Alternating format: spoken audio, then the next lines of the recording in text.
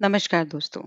आप सभी अपनी जगहों पर स्वस्थ रहें, खुश रहें, इन्हीं शुभकामनाओं के साथ और इन्हीं उम्मीदों के साथ मैं आपकी दोस्त सुमन। आज मैं आपके साथ कोई कहानी या कोई कविता शेयर नहीं करना चाहती, बल्कि एक ऐसी घटना पर बात करना चाहती हूँ, जो आप सब ने आजकल या शायद 1 या 2 दिन पहले अखबारों में देखी होगी या फिर टीवी में सुनी होगी या फिर किसी यूट्यूब पर के एपिसोड में देखा सुना होगा उसके बारे में।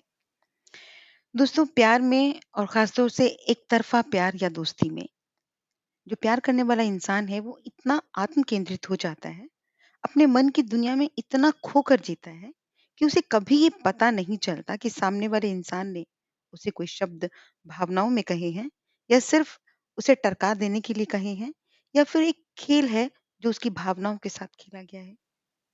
ये एक तरफ़ा प्यार करने वाला इंसान या एक तरफ़ा दोस्ती करने वाला इंसान कभी समझ नहीं पाता। क्योंकि उसकी अपने मन की एक दुनिया होती है, जिसमें वो सामने वाले की इंटेंशंस या उसकी भावनाओं को नहीं समझ पाता। जहाँ पर वो प्रश्न भी खुद करता है और उन प्रश्नों का उत्तर भी खुद ही ढूँढ लेता है। जी हाँ, आज मैं आपसे बात कर रही हूँ छत्तीसगढ़ के बिलासपुर के पास कोरबा में हुई एक ऐसी घटना के बारे में, जिसमें एक लड़का जो एक लड़की से प्यार करता है, वो सऊदी अरब से 4400 किलोमीटर की दूरी तय करके मिलने के लिए आता है। ये लड़की उससे लगभग 12 साल छोटी है और 2 साल की इनकी दोस्ती है, जिसमें इन्होंने इंस्टाग्राम के थ्रू अपनी दोस्ती को परवान चढ़ाया और वो ऐसा मानने लगे कि वो एक-दूसरे से प्यार करते हैं। तो वो लड़का 14 4400 किलोमीटर की दूरी तय करके आया, लेकिन यहाँ पर उस लड़के को उसकी जो प्रेमिका थी, उसने अपने दूसरे प्रेमी के साथ मिलकर मृत्यु के घाट उतार दिया, यानी कि उसे जान से मार दिया। और आज मैं आपके साथ इसी घटना पर अपने विचार साझा करने के लिए आपके साथ हूँ। तो दोस्तों सबसे पहली बात तो मुझे ये लगती है कि 4400 किलोमीटर की दूरी तय करके जो इंसान आया था, वो प्यार में था। वो अपनी भावनाओं की गिरफ्त में था या फिर कहूँ कि वो अपनी भावनाओं से ऊपर कुछ देख ही नहीं पा रहा था, कुछ सोच ही नहीं पा रहा था। उनसे मजबूर होकर उसने इतनी लंबी दूरी तय की थी। उसने अपना पूरा समय, ऊर्जा और पैसा केवल किसी एक पर्टिकुलर उद्देश्य से खर्च नहीं किया होगा। जैसा कि मेरे जब हम बात कर रहे थे आपस में, तो मेरे कुछ साथियों ने कहा कि वो सेक्स करने के लिए आया था। तो मुझे लगता है कि वो इतनी चीज़ें खर्च करके, इतनी दूरी तय करके केवल सेक्स के उद्देश्य से तो पक्का नहीं आया होगा, बल्कि वो प्रेम की भावना में बंध कर आया था। पर उसका प्यार एक तरफ़ा था, ये निश्चयपूर्वक कहा जा सकता है।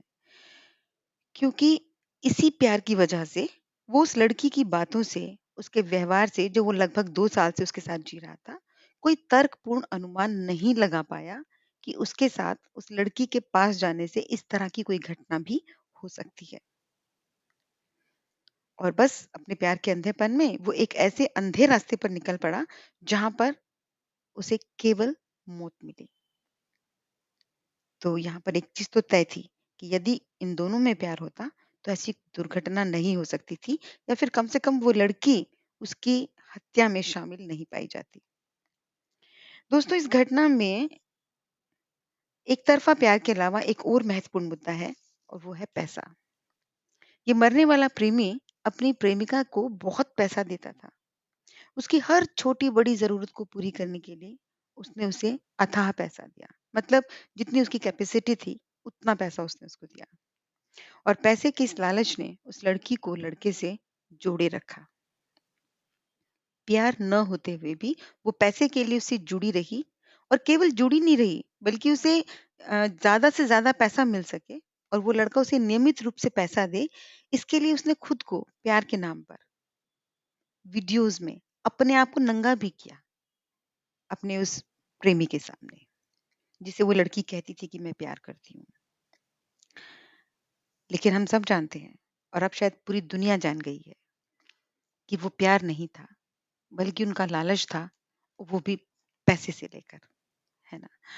तो याद रखें दोस्तों, पैसे से या किसी को लालच में रखकर आप किसी दूसरे व्यक्ति के मन में अपने लिए ना प्यार पैदा कर सकते हैं, ना संवेदनाएँ पैदा कर सकते हैं। एक दोस्त के रूप में मेरी आप सबसे यही गुज़ारिश है कि आप जैसे हैं, वैसे बने रहो। ना किसी को लालच दो, ना किसी के लालच में फँसो। दोस्तों, ये जीवन की एक बहुत बड़ी सच्चाई है कि अगर किसी को आपसे प्यार है या आपको किसी से प्यार है, तो वो हमेशा आपके साथ रहेगा और आप भी उसके साथ रहोगे। इसमें कोई आदर्शवादी बात नहीं है, कोई व्यावहारिकता नहीं है। ये जीवन की एक सच्चाई है और मुझे लगता है कि हम इस सच्चाई को जितनी ज़्यादा ईमानदारी से मान लें, उतना बेहतर है हम सबके लिए। तो इसी उम्मीद के साथ कि आप सब अपना भी ख्याल रखेंगे और अपने आसपास के लोगों का भी ख्याल रखेंगे। आप सबसे विदा लेती हूँ, आपकी दोस्त सुमन।